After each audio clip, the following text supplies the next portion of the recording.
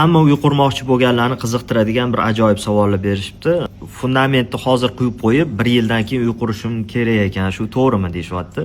Men bu fikrga juda ham qarshiman, chunki binoni umumiy vaznini fundament ko'p holatlarda 10dan 1ni ham tashkil qilmaydi va mana shu kichkinagina qism bilan yerni presslab, ustiga korobka qurganingizda cho'kmasligiga hech kim kafolat bera olmaydi.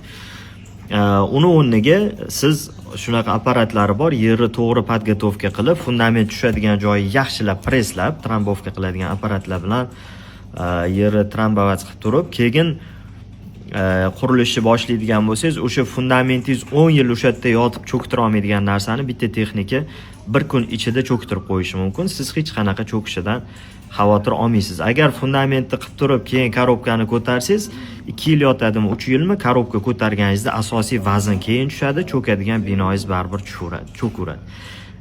Keyin bitta zararni esdan chiqarmang, qancha ko'p qish ko'rsa fundamentingiz o'zini sifatini yo'qotib boraveradi. Kuzgi mavsumda suvga to'yib oladi fundamentni, keyin qishda muzlab turib yorilishlar hosil bo'lishi mumkin. Bitta foyda qilaman deb bir nechta zararlarni orttirib olasiz.